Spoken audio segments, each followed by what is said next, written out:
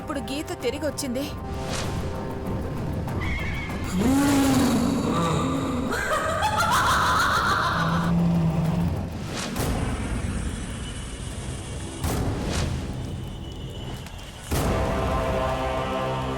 గురువుగారు,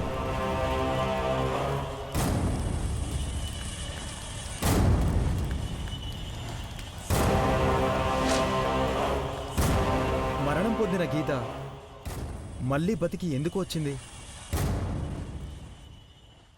మారణ హోమం సృష్టించడానికి.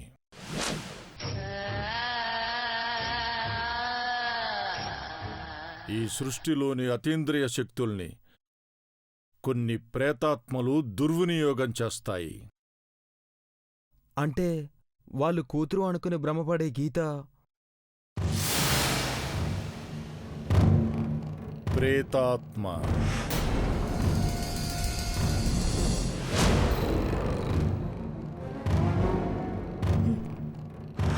అవును, ప్రేతాత్మనే.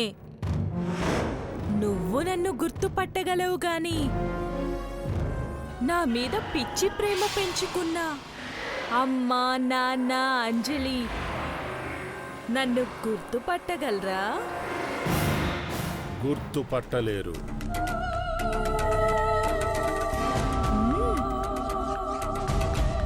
గీత పార్థివ శరీరంలో ప్రేతాత్మ పరకాయ ప్రవేశం చేసి పునర్జన్మ లభించినట్టుగా అందర్నీ నమ్మించింది.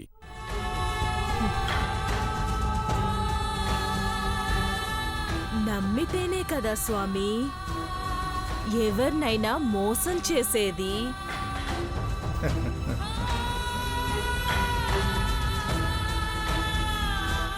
నేను మోసం మాత్రమే చెయ్యను స్వామి, హత్యలు కూడా చేస్తాను. అంటే ఇప్పుడు గీత అర్జున్ బాబుని కూడా చంపేస్తుందా?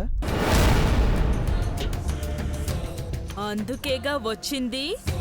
చంపి అతన్ని కూడా ప్రేతాత్మగా మార్చుకొని తన దుర్మార్గమైన కోరికను తీర్చుకోవడానికి ఈ లోకంలో తిరుగుతోంది.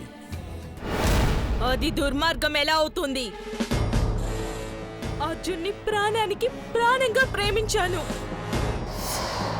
ప్రాణం పోయాక కూడా ప్రేమిస్తున్నాను. మరి గీత ప్రేతాత్మని తెలిసి కూడా అంజలికి వాళ్ళ అమ్మా నాన్నకు చెప్పకుండా ఎందుకు పంపించారు గురువుగారు?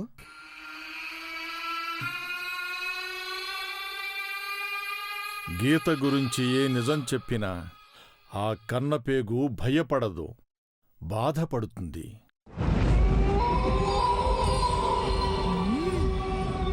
రక్తాన్ని తాగే నరరూప రాక్షసి కన్నీళ్లు పెట్టినా కన్నతల్లి గుండె కరిగిపోతుంది.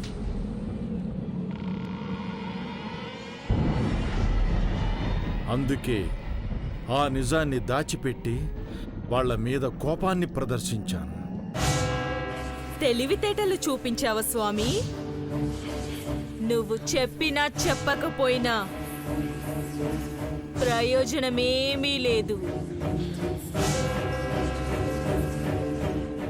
ఆదుకోవాలని నువ్వు ప్రయత్నించే లోపే అర్జున్ని అనంత వాయువుల్లో కలిపేస్తాను. అంటే ఇప్పుడు ఘోరం జరగబోతుందా స్వామి? అవును, ఘోరమే జరగబోతోంది. దాన్ని ఆపే ప్రయత్నమే చెయ్యాలి.